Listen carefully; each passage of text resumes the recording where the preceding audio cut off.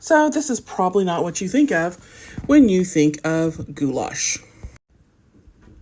Welcome to my little victory garden, where today I'm cooking for my multi-generational family of 5 from my small backyard garden in North Texas in Zone 8B.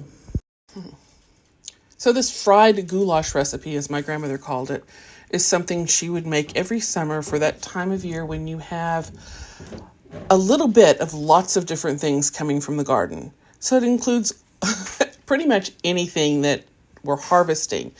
Usually squashes, okra, zucchini, onion, potatoes. Although I don't think my grandmother ever used eggplant because I don't think they grew those. So I sliced up the eggplant, salted it, and put it in a strainer. And after some of the liquid had kind of drained off of it, I rinsed it thoroughly. And then I sliced up the okra and put that into some ice water to kind of get rid of some of that sliminess that is in the okra. And then the squash and potatoes were thinly sliced. My grandmother also had used onion in this. I can't remember everything, but like I said, it was just lots of little things from the garden that you wouldn't mind having fried. Then I just made a mixture of cornmeal and, in this case, Creole seasoning, because I live with a couple of Cajuns, and I swear they're not going to eat anything. It doesn't have Creole or Cajun seasoning. Well, at least my wife. And my grandmother just used salt and pepper. And I mixed this up, and then I tossed the vegetables in this. This was a favorite summertime treat of mine when I was growing up. And you don't have a whole lot of breading. It's pretty lightly coated. The moisture from rinsing the vegetables kind of has the cornmeal stick. And then you fry it up in a pan with just a little bit of oil. You're not really deep frying these so much, but you definitely want more oil than if you're doing a stir fry. And I get the temperature on the oil about 350 degrees.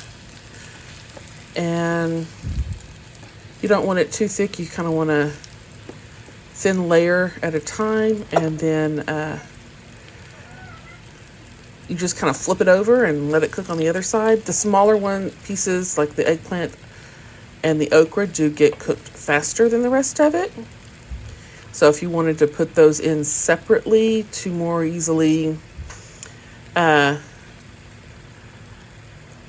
these things up without having to pick out the eggplant and okra like I did as they were getting golden brown.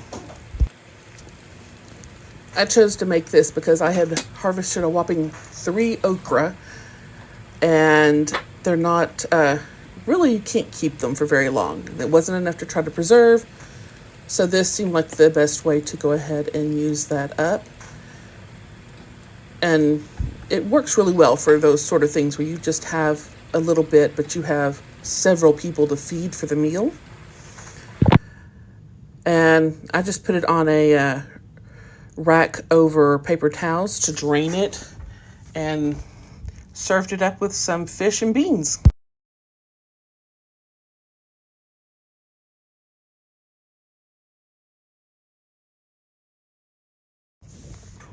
But thank you for watching. If you're enjoying seeing what I am growing and cooking from my little victory garden, please like and subscribe and hit that notification bell so that you can see future videos. Thank you.